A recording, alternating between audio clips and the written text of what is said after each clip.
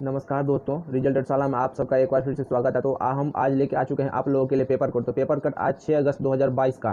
तो 6 अगस्त 2022 के पेपर में क्या क्या दिया हुआ है, इसमें आपको हिंदुस्तान, दैनिक जागरण और द हिंदू, इन तीनों के पेपर का निचोड़ दिया जाता है एग्जाम के पर्पज से। तो एग्जाम के पर्पज से जो भी चीज़ दिया हुआ है बस उतना ही इसमें बताया जाएगा। तो चलिए हम लोग सबसे पहले देख लेते हैं बिहार से। तो बिहार से दिया हुआ है आपको डीजल, प्रदेश में डीजल अनुदान बढ़ा। तो डीजल अनुदान बढ़ा है तो सरकार जो आपको 60 रुपये प्रति लीटर जो पहले मिलता था उसकी जगह 75 रुपये प्रति लीटर मिलेगा। तो देख लीजिए 75 रुपये प्रति लीटर की दर से जो है ना आपको 1 एकड़ पे जो दिया जाएगा वो आपको 1 एकड़ पे कितना दिया जाएगा, तो 10 लीटर। तो 1 एकड़ पे जो आपको अगर 10 लीटर दिया जाए, 10 लीटर जब डीजल दिया जाएगा तो जो है तो 1 एकड़ का 750 रुपया होता है। ठीक है, तो देखिए कि आपको दिया हुआ यहाँ पे कि 1 एकड़ क्षेत्र में सिंचाई के लिए 10 लीटर की खपत अनुदान के अंदर 75 रुपये की दर से 750 रुपये दिए जाएंगे। ठीक है, तो आपको 1 एकड़ के दिए जाएंगे 750 रुपये। तो एक किसान को मैक्सिमम जो है वो आपको 8 एकड़ जमीन के लिए दिया जाएगा डीजल अनुदान। ठीक है, तो एक किसान को जो मैक्सिमम जो है एक किसान को यहाँ पे देख लीजिए, यहाँ दिया हुआ है कि एक किसान को अधिकतम जो है वो आपको एक किसान को अधिकतम 8 एकड़ के लिए अनुदान दिया जाएगा। तो 8 एकड़ के लिए तो इसमें आपको 2 बार धान की सिंचाई होती है, तो प्रथम सिंचाई और द्वितीय सिंचाई, तो दोनों मिला के 1 एकड़ पे 1500 रुपये बनता है। ठीक है दोस्तों, तो मतलब कि 8 एकड़ जमीन पे 1500 गुने 750। ठीक है, तो ये इतनी राशि दी जाएगी। एक किसान को 750 रुपये दिए जाएंगे 1 एकड़ पे, और 2 किस्त दिए जाएंगे तो मतलब कि 1 एकड़ जमीन पे आपको 1500 रुपये बनता है। ठीक, इसके बाद हम लोग आगे चल के देख लेते हैं आगे क्या दिया हुआ है। तो अगला क्वेश्चन आपको है वो है, देखिए आरबीआई ने बढ़ाया रेपो रेट और महंगा होगा कर्ज। तो रेपो रेट कई दिनों से पेपर में चल रहा था 0.35% बढ़ाया जाएगा, लेकिन उससे ज़्यादा बढ़ाया गया दोस्तों। तो देखिए यहाँ पे आपको एमपीसी ने कर्ज तय करने वाली ब्याज दरों में 0.50% वृद्धि किया है। तो 0.50 यानी कि 50 आधार अंक की वृद्धि हुई है। ठीक है, तो 50 आधार अंक की वृद्धि हुई है। तो अभी जो आपको वर्तमान रेपो रेट था 4.90, तो 4.90 से बढ़कर अब ये हो गया 5.40। तो अभी वर्तमान का जो आरबीआई का रेपो रेट है वो 5.40 है। तो इससे आपको कर्ज महंगे होंगे, होम लोन महंगे होंगे आपको। इसके बाद जो गाड़ियाँ जो ईएमआई पे किस्त पे लेते हैं वो सब महंगा होगा, काफ़ी महंगा होगा। तो सरकार ये सब महंगाई कम करने के लिए कर ले, तो अब रेपो रेट बढ़ के 5.40 हो गया। इसके साथ ही दिया हुआ है कि आपको जो आरबीआई ने अनुमान लगाया कि 7.2% जो है वो आपको आर्थिक विकास दर रहने का अनुमान लगाया। आरबीआई का डाटा है कि 7.2% जो है आपको आर्थिक विकास दर रहने का अनुमान लगाया है। ठीक है, बस इतना ही एग्जाम के लिए है। और इसके बाद हम लोग फिर आगे देख लेते हैं। जो आगे हम लोग चलते हैं, यहाँ दिया हुआ है कि नए उपराष्ट्रपति के रूप में चुने जाएंगे धनखड़। तो देखिए पश्चिम बंगाल, यहाँ पे नए राष्ट्रपति के रूप में धनखड़ चुने जाएंगे। तो सबसे पहले हम लोग बात करते हैं धनखड़ की। धनखड़ जो जगदीश धनखड़, ये आपको पश्चिम बंगाल के राज्यपाल है। ये हमेशा ध्यान में रखिए कि उपराष्ट्रपति बनने से पहले जगदीश धनखड़ किस राज्य के राज्यपाल थे, तो ये आपको पश्चिम बंगाल के थे। क्योंकि आज इनका राष्ट्रपति बनना है, आज चुनाव होने वाला है राज्यसभा। जो राष्ट्रपति का जो चुनाव होता है वो राज्यसभा में होता है, और राज्यसभा में बीजेपी को पूर्ण बहुमत है। तो सॉरी दोस्तों, अभी हमने इसमें राष्ट्रपति बोल दिया। तो ये राष्ट्रपति जगदीश धनखड़ जो आपको उपराष्ट्रपति के उम्मीदवार है। तो उपराष्ट्रपति बनने से पहले जो जगदीश धनखड़ है वो आपको पश्चिम बंगाल के राज्यपाल थे, मतलब हो जाएंगे। ठीक है, तो आज इनका उपराष्ट्रपति बनना तय है। तो उपराष्ट्रपति का जो चुनाव होता है वो राज्यसभा में होता है, और राज्यसभा में बीजेपी को पूर्ण बहुमत है, तो इनका मतलब कि उपराष्ट्रपति बनना तय है। ठीक है, इसके बाद हम लोग आगे चलते हैं। तो दोनों सदनों में हो, ठीक है, तो राज्यसभा और लोकसभा दोनों से होता है। ठीक है दोस्तों, तो लोकसभा और राज्यसभा दोनों में होता है। तो इसमें आपको स्टेट गवर्नमेंट का कोई हस्तक्षेप नहीं होता है। इसमें इस चुनाव में विधायक वोटिंग नहीं करते, सिर्फ सांसद करते हैं, राज्यसभा के सांसद करते हैं और लोकसभा के सांसद करते हैं। तो चलिए फिर हम लोग आगे देख लेते हैं आगे क्या क्या दिया हुआ है। तो यहाँ पे आपको है 5 साल में 21% बड़ी प्लास्टिक खपत। तो देखिए भारत में जो प्लास्टिक पूर्ण तो बैन हो चुका है, सिंगल यूज प्लास्टिक पूर्ण तो बैन हो चुका है, लेकिन उसका कोई असर देखने को मिल नहीं रहा है। उलट आप देख लीजिए तो पिछले 5 साल में जो है आपको प्लास्टिक में 21% बढ़ोतरी हुई है, 21% बढ़ोतरी हुई है। और रिसाइकलिंग कितना हो रहा है दोस्तों, तो रिसाइकलिंग जो है वो आपको प्लास्टिक का हो रहा है 21% का, 16% का ही रिसाइकलिंग हो रहा है। बाकी आपको पोल्यूशन कर रहे हैं, हमारे पर्यावरण में फैले हुए, इधर उधर पृथ्वी पर फैला हुआ है। ठीक है, आसपास, हमारे आसपास। इसके बाद आगे हम लोग देख लेते हैं कि जापानी तकनीक से कारखानों और घरों में ऑन स्पॉट होगा जल शोधन। तो जापानी तकनीक से कारखानों और घरों में ऑन स्पॉट होगा जल शोधन के लिए आपको जापानी तकनीक आया है। तो देख लीजिए इसके लिए आईआईटी रुड़की और इंडिका और डाइकी इंडिया में आईआईटी रुड़की और डाइकी इंडिया में जो है इसको प्रोग्राम किया गया। और इसके साथ ही दिया हुआ है कि इस तकनीकी के लिए जो है ना आपको इसमें एडवांस, इसमें क्या यूज किया गया दोस्तों, देख लीजिए यहाँ पे आपको दिया हुआ है कि पिछले साल जब 19 मार्च को जापान में जल शक्ति मंत्रालय, देख लीजिए ये प्रधानमंत्री से रिलेटेड है, ये बहुत इंपॉर्टेंट पॉइंट है, इसको छोटा मत समझिएगा। पिछले साल 19 मार्च को जापान में जल शक्ति मंत्रालय और पर्यावरण मंत्रालय ने, देख लीजिए पर्यावरण मंत्रालय ने दोनों देशों के प्रधानमंत्रियों की उपस्थिति में जुकासु प्रौद्योगिकी से संबंधित एमओसी, मेमोरेंडम ऑफ अंडरस्टैंडिंग का आदान प्रदान किया है। ठीक है, इस तकनीक का तो भारत एवं जापान के मजबूत मैत्री संबंधों के तहत इस तकनीक का भारतीय प्रणाली के रूप में परीक्षण करने के लिए आईआईटी रुड़की को सौंपा गया है। तो इसका परीक्षण कौन करेगा, तो आईआईटी रुड़की करेगा। तो ये प्रधानमंत्री की निगरानी में ये समझौता हुआ है। तो ये आपको इंपॉर्टेंट है कि जापानी तकनीक से कारखाना और जल शोधन का ऑन स्पॉट होगा। ठीक, तो इसको ध्यान में रखिएगा। फिर हम लोग आगे चल के देख लेते हैं। आप ये है हम लोगों का दिया हुआ कि जो केंद्रीय सचिव है राजीव गाबा, उनका कार्यकाल 1 साल के लिए बढ़ाया गया है। तो देख लीजिए ये गाबा का 1 साल का सेवा विस्तार। तो कैबिनेट सचिव जो हमारे राजीव गाबा है उनको 1 साल का सेवा विस्तार दिया गया। तो देख लीजिए यहाँ पे कैबिनेट सचिव राजीव गाबा को 1 साल के लिए सेवा विस्तार दिया गया है। तो नरेंद्र मोदी की अध्यक्षता में कैबिनेट की नियुक्ति समिति ACC ने राजीव गाबा को सेवा विस्तार देने का निर्णय लिया है। तो नरेंद्र मोदी की अध्यक्षता में जो कैबिनेट की समिति है ACC ने इनको 1 साल का सेवा विस्तार दिया है। तो अभी जो हमारे कैबिनेट सचिव है राजीव गाबा उनका कार्यकाल 1 साल के लिए बढ़ गया है। इसके बाद फिर आगे दिया हुआ है मतदाता कार्ड को आधार से जोड़ने से दूर होगी कई दिक्कतें। तो जो कानून मंत्री किरण रिजिजू है इन्होंने कहा कि मतदाता आधार कार्ड को जो है ना आपको वोटर आई कार्ड से जोड़ा जा रहा है। इसका फायदा क्या होगा कि एक ही लोग कई जगह के मतलब कि वोटर आई कार्ड में नाम रहा है, तो उन सब चीज़ों से मुक्ति मिलेगी और बहुत तरह की परेशानियां कम होगा। तो ये अच्छी बात है कि अब आधार कार्ड को वोटर आई कार्ड से जोड़ा जा रहा है। चलिए इसके बाद फिर आगे चल के देख लेते हैं। आगे दिया हुआ है आपको सेना ने सैटेलाइट आधारित संसाधनों की तैयारी का क्या अभ्यास, ठीक है। तो ये बहुत ही इंपॉर्टेंट है दोस्तों। तो सेना ने एक गुप्त एक्सरसाइज किया है, ठीक है। तो इसका नाम आपको एक्स स्काईलाइट रखा है, ठीक है। यहाँ पे एक्स स्काईलाइट है। तो इसके अंतर्गत जो दिया हुआ है देख लीजिए, ये आपको है इसके अंतर्गत कि भविष्य में हाईटेक संचार और सैटेलाइट आधारित युद्ध का मुकाबला करने की क्षमता गति बढ़े। तो भविष्य में हाईटेक संचार और सैटेलाइट आधारित युद्ध का मुकाबला करने के लिए क्षमता बढ़ाई जाएगी, ठीक। तो इसके अंदर इसके बाद फिर यहाँ दिया हुआ है कि रूस यूक्रेन युद्ध देख लीजिए। इससे रिलेटेड क्या है कि रूस यूक्रेन युद्ध के सैटेलाइट व संचार आधारित नियमों का अध्ययन करने और तो रूस और अभी जो रूस यूक्रेन युद्ध है उसमें जो सैटेलाइट का यूज आ रहा है, फिर स्टारलिंक का उपग्रह क्या इसमें रूस युद्ध में जो रूस पे भारी पड़ रहा है, यूक्रेन क्यों भारी पड़ रहा है स्टारलिंक की वजह से, जो एलन मस्क की कंपनी है, उस सब चीज़ों को आधारित जो है आपको डाटा का विश्लेषण किया जा रहा है इस अभ्यास में। तो यही इसमें दिया हुआ है।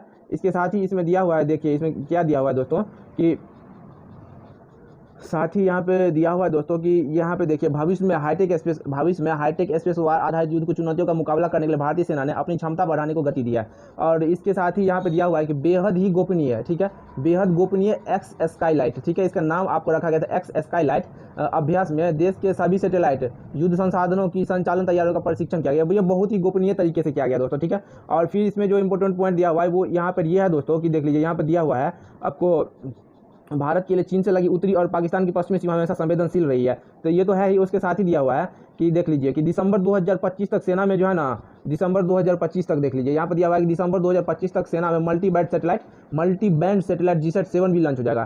तो थल सेना के पास जो है ना अभी कोई सैटेलाइट, वायुसेना और आपको नौसेना, एयरफोर्स और नेवी के पास खुद का सैटेलाइट सिस्टम, नेविगेशन सिस्टम है, लेकिन आपको आर्मी के पास ये चीज़ नहीं है। तो वही दिया हुआ है आपको कि दिसंबर 2025 तक आर्मी के पास भी अवेलेबल हो जाएगा, उपलब्ध हो जाएगी। तो दिसंबर 2025 तक सेना को मल्टी बैंड सैटेलाइट GSAT-7 भी लॉन्च हो जाएगा। ये आपको आर्मी के लिए जाएगा, सेना के लिए जाएगा, मल्टी बैंड सैटेलाइट GSAT-7 भी लॉन्च हो जाएगा। तो यही दिया हुआ है। और इसके बाद फिर हम लोग आगे चल के देख लेते हैं।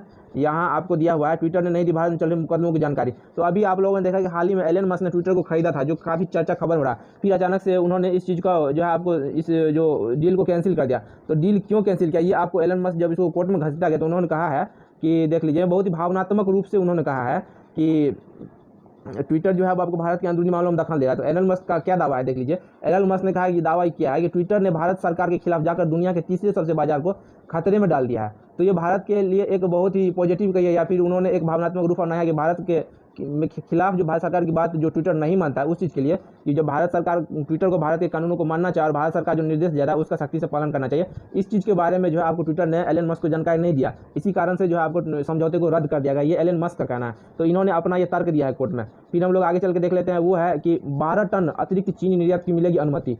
तो 12 लाख टन अतिरिक्त चीनी निर्यात की अनुमति। चीनी जो है आपको 12 लाख टन अतिरिक्त इस बार भारत सरकार बेचे, मतलब भारतीय व्यापारी बेच सकेंगे। तो देख लीजिए यहाँ पे कभी कभी डाटा पूछ देता है कि चीनी उद्योग के आग्रह पर जो है ना वो आपको 12 लाख टन का एक्स्ट्रा जो आपको सरकार अनुमति दिया है। साथ ही यहाँ पे दिया हुआ है कि देखिए चालू वर्ष 2021-22, ठीक है। तो 2021-22 में जो आपको भारत कितना चीनी निर्यात किया था, 122 लाख चीनी निर्यात किया। क्योंकि पिछले बार पूछ लिया था कि भारत ने कितना टन लोहा निर्यात किया था, तो ये BPSC ने पूछा था। तो ऐसे ही इस बार ये डाटा है आपको कि वित्त वर्ष 2021-22 में जो आपको 112 लाख टन चीनी का निर्यात किया गया है अक्टूबर से सितंबर तक। अक्टूबर 2021 से मतलब कि इधर जो अब ये अक्टूबर 2022 के बीच में जो है आपको कितना चीनी का होगा, तो पूरा 112 लाख टन का निर्यात हो जाएगा, जिसमें कि अभी ये अगस्त चल रहा है, सिर्फ 2 महीने के बाद जो, तो अभी थोड़ा सा मतलब कि डाटा थोड़ा पीछे होगा, लेकिन ये एक्यूरेट डाटा जो आपको अक्टूबर 2021-22 के बीच में जो आपको 112 लाख टन चीनी का निर्यात होगा, ये वार्षिक डाटा है, ठीक है दोस्तों। तो इसको हम लोग ध्यान में रखेंगे। और उसके साथ ही यहाँ पे एक और इंपॉर्टेंट पॉइंट दिया कि 2022-23 में जो है ना चीनी का उत्पादन 355 लाख टन हो जाएगा। तो भारत में चीनी का उत्पादन 2022-23 में कितना हो जाएगा, 355 लाख टन हो जाएगा, ठीक है। तो भारत में चीनी का उत्पादन 2022-23 में कितना हो जाएगा, तो 255 लाख टन हो जाएगा। और 2021-22 में जो भारत ने कितना चीनी निर्यात किया है, तो आपको 112 लाख टन किया है। इस दोनों आंकड़े को हम लोग ध्यान में रखेंगे। इसके साथ ही फिर हम लोग आगे चलते हैं। आगे जो दिया हुआ है ये है आपको ताइवान को लेकर के। तो अभी ताइवान के ऊपर, ताइवान आइलैंड के ऊपर चाइना जो बहुत पैमाने पर युद्धाभ्यास कर रहा है। तो यहाँ पर दिया हुआ है कि अगर चाइना और ताइवान का युद्ध हुआ तो पूरी वैश्विक स्तर पर इसका क्या असर पड़ेगा। तो इसका एक ही असर पड़ेगा दोस्तों कि देखिए जो भी इलेक्ट्रॉनिक डिवाइस जो है वो काफ़ी महंगे हो जाएंगे और वो उनका मार्केट जो है वो शट डाउन हो जाएगा अचानक से। क्योंकि यहाँ पर देख लीजिए, यहाँ पर यह दिया हुआ है कि दुनिया भर में इस्तेमाल होने वाले 64% चिप की आपूर्ति ताइवान करता है। तो चिप सिलिकॉन, जो सिलिकॉन चिप जो बनाया जाता है, ये आपको दुनिया भर में 64% अकेले ताइवान निर्यात करता है। ठीक है, ताइवान करता है। उसके बाद ताइवान पर हमले के बाद भारत में भी इस कार्यक्रम का असर हुआ। क्यों होगा दोस्तों? आप लोगों को एक बात बता दें कि ताइवान के साथ जो सेमीकंडक्टर बनवाने के लिए जो आपको भारत के वेदांता ग्रुप ने ताइवान के साथ आपको समझौता किया सेमीकंडक्टर बनवाने के लिए। तो चाइना और ताइवान का जब युद्ध होगा तो इलेक्ट्रॉनिक मार्केट इससे बहुत ज़्यादा प्रभावित होगा। तो यही दिया है कि अकेले ताइवान दुनिया का 64% जो आपको ये सेमीकंडक्टर का निर्माण करता है। तो ये है, उसमें कुल मिला के यही दिया हुआ है। फिर इसके बाद हम लोग देख लेते हैं आगे चल के। तो ये आपको कॉमनवेल्थ गेम से है, क्योंकि दोस्तों अभी मैं कॉमनवेल्थ गेम को लेके नहीं चल रहा हूँ, क्योंकि ये इसमें है कि आपको 3, 4, 5 से 7 क्वेश्चन बनेंगे। ठीक है, ज़्यादा नहीं कि कितने खिलाड़ी ने गोल्ड जीता, ये ध्यान में रखना है। भारत ने कुल कितना पदक जीता और भारत ने कुल कितने स्वर्ण जीते, भारत ने कुल कितने रजत जीते और कॉमनवेल्थ कब से शुरू हुआ। तो ये सब चीज़ को लेकर के मैं एक ही बार वीडियो बनाऊंगा, क्योंकि अभी रोज 1-2 पदक आ रहे हैं तो ये आपको कचरा हो जाएगा अभी जान के। तो इतना ही देख लीजिए, अभी जो भारत वो आपको पदक तालिका में 5वें स्थान पर है और कुल 9 टोटल जो है ना 9 गोल्ड जो है आपको भारत के खाते में आ चुका है। तो इतना ही है। इसके बाद देख लेते हैं कि कल जो है आपको बजरंग और साक्षी और दीपक जो है वो आपको कुश्ती में सोना जीता है। तो इस पर हम लोग एक एपिसोड बनाएंगे, लेकिन उसको बाद में करेंगे, अभी नहीं, अभी पूरा इसको खत्म होने देता है, अभी खेल चल ही रहा है। ठीक है दोस्तों, इसके बाद फिर यहाँ एक दिया हुआ कि चीतों को बचाने के लिए इंडियन ऑयल और NTCA में समझौता। तो ये मैंने आपको 3-4 दिन पहले ही बताया था कि इंडियन ऑयल जो है वो आपको NTCA के साथ सेलिब्रेट कर रहा है। भारत में चीता को ला के जो बसाया जाएगा कहाँ पे, तो कूनो नेशनल पार्क आपको मध्य प्रदेश में। और NTCA जो है राष्ट्रीय बाघ संरक्षण प्राधिकरण, नेशनल टाइगर, ये राष्ट्रीय बाघ संरक्षण प्राधिकरण NTCA। तो इसके बीच एक सहमति पर हस्ताक्षर हुआ है और इस परियोजना के तहत जो है ना 15 से 20 चीते नामीबिया, देखिए यहाँ पर 15 से 20 चीते नामीबिया दक्षिण अफ्रीका से लाकर मध्य प्रदेश से कूनो राष्ट्रीय प्राणी उद्योग में बसाए जाएंगे। यह एक परियोजना है जिसमें NTCA भारत सरकार और मध्य प्रदेश सरकार शामिल है। ठीक है, तो कौन कौन शामिल है? NTCA भारत सरकार और मध्य प्रदेश शामिल है। इंडियन ऑयल के चेयरमैन जो है आपको कौन है? वैद, SM वैद है। ठीक है, तो इंडियन ऑयल के चेयरमैन कौन है? ध्यान रखिएगा, SM वैद। तो उन्होंने ये जानकारी दिया कि और उसके बाद परियोजना के डायरेक्टर SP यादव ने सहमति पत्र पर हस्ताक्षर किए हैं। तो हस्ताक्षर दोनों पे क्या है? SP यादव और SM वैद ने। ठीक है, और इस अवसर पर जो आपको पेट्रोलियम मंत्री जो आपको हरदीप पुरी और प्राकृतिक गैस मंत्री भूपेंद्र यादव दोनों उपस्थित थे। ठीक है, तो इसके साथ ही इसमें दिया हुआ है कि ये फाइनेंशियल पार्टनर है, क्योंकि इसके लिए इंडियन ऑयल जो आपको 50 करोड़ रुपए उपलब्ध कराया जा रहा था। तो यहाँ पे देख लीजिए, यहाँ पे इसके साथ ही यहाँ पे दिया हुआ है कि समझौते के तहत इंडियन ऑयल चीतों को बसाने, आवास प्रबंधन, इसकी सुरक्षा और अनुकूल पर्यावरण तैयार करने में 50 करोड़ रुपए, जब 50.22 करोड़ रुपए मदद करेगा। यह राशि अगले 5 वर्षों में देगी। तो चीतों को बसाने का जो प्रोजेक्ट चीता है, इसके लिए इंडियन ऑयल ने 50 करोड़ रुपए डिलीवरी किया है। तो चीतों को लाकर बसाने में जो भी खर्च होगा उसका खर्चा आपको उठा रहा है इंडियन ऑयल। तो ये आपको 4-5 दिन पहले ही द हिंदू में एक एडवर्टाइज दिया हुआ, तो उस एडवर्टाइज के माध्यम से सारी बातों को पहले ही बताया गया था और आज ये दैनिक जागरण की खबर है। तो फिर हम लोग आगे चल के देख लेते हैं इसके बाद अगला क्या है। तो वो है आपको दोस्तों दक्षिण कोरिया से। तो दक्षिण कोरिया जो है वो आपको चंद्रमा पर लॉन्च करने के लिए अपना पहला उपग्रह प्रक्षेपित किया है। तो दक्षिण कोरिया ने चंद्रमा पर लॉन्च किया अपना उपग्रह। तो सबसे पहले हम लोग ध्यान देंगे कि ये उपग्रह अमेरिका से लॉन्च हुआ है। तो अमेरिका के फ्लोरिडा से। ठीक है, तो यहाँ पे देखिए नीचे दिया हुआ है कि फ्लोरिडा के केप कैनबेरल फोर्स स्टेशन से दक्षिण कोरिया का SpaceX की मदद से चंद्रमा पर तो उपग्रह प्रक्षेपण किया है। तो ये आपको SpaceX की मदद से दक्षिण कोरिया ने चंद्रमा के लिए अपना उपग्रह प्रक्षेपित किया है और इस उपग्रह का नाम क्या है? तो दानुरी। ठीक है, दानुरी नाम का उपग्रह जो है दक्षिण कोरिया ने चंद्रमा के लिए प्रक्षेपित किया है और इसके साथ ही इसको किसके माध्यम से किया गया? तो ये SpaceX के माध्यम से किया गया है। ठीक है, और जो इसके साथ ही दक्षिण कोरिया को जो लक्ष्य है वो 2030 तक चांद पे लैंडिंग करने का, रोवर लैंडिंग करने का। तो यहाँ 2030 तक का लक्ष्य रखा गया है। तो 2018 करोड़ लागत का यह मिशन है। तो चलिए, ये कितना का प्रोजेक्ट है ये मैंने लगता है दक्षिण कोरिया का है। चाहे दक्षिण कोरिया का भारत से अच्छे संबंध है, तो इसलिए हम लोग दानुरी याद रखेंगे कि दानुरी नाम से ये सैटेलाइट को छोड़ा गया। कोरिया फाउंडर लूनर ऑर्बिटर जो इसका फुल नेम है सैटेलाइट का, उसको दानुरी के नाम से प्रचलित है। दानुरी के नाम से इसको प्रचलित है। इसके साथ ही SpaceX की मदद से छोड़ा गया फ्लोरिडा से।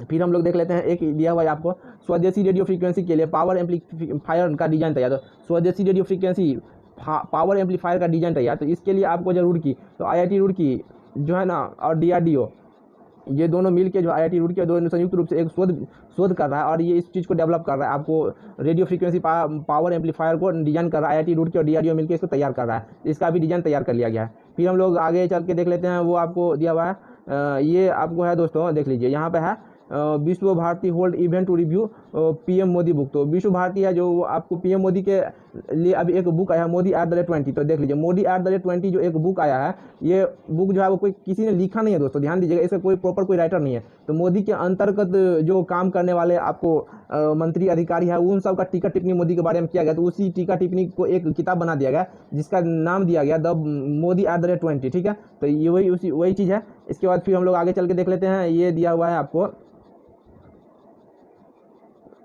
एक, और यहाँ पे एक और इम्पोर्टेंट खबर दिया हुआ है दोस्तों कि अभी 71 साल पुराने एक कानून को जो है ना बदलाव किया गया है। तो वो कानून कौन सा? तो गर्भपात को लेकर के जो दिया हुआ था वो अभी हमको मिल नहीं रहा, हम देख लेते हैं कहाँ पे वो दिया हुआ है, शायद इसमें उसको लेना हम भूल गए हैं। तो आपको बता दें गर्भपात को लेकर के सुप्रीम कोर्ट ने एक ऑर्डर दिया जो 1971 में आया था, आज से 51 साल पहले। गर्भपात को लेकर के कानून वो था कि गर्भवती महिला आपात स्थिति में जो गर्भ मान लीजिए यौन शोषण बलात्कार के माध्यम इस सब के कारण से अगर कोई महिला गर्भवती होती है तो उसके लिए आपको जो है ना गर्भपात करवाने 20 सप्ताह तक गर्भपात करवाने का जो प्रावधान था, उसके बाद वो मतलब कि महिला के लिए खतरनाक हो जाता है। तो उस चीज़ को बढ़ा के जो है ना सुप्रीम कोर्ट ने 24 हफ्ता कर दिया है। तो गर्भपात की मैक्सिमम जो संभावनाएं रहती है वो आपको 24 हफ्ते तक रहती है। सुप्रीम कोर्ट ने अब दिशा निर्देश जारी किया है कि किसी कारणवश अगर अविवाहित महिला को बलात्कार करके या यौन शोषण करके या कुछ भी करके उसको प्रेग्नेंट कर दिया जाता है तो 24 सप्ताह तक वो आपको गर्भपात कराने का प्रावधान है इसमें। तो ये चीज़ है, इस चीज़ को ध्यान में रखिएगा। फिर हम लोग आगे चलते हैं और कल मिलते हैं, तब तक के लिए जय हिंद।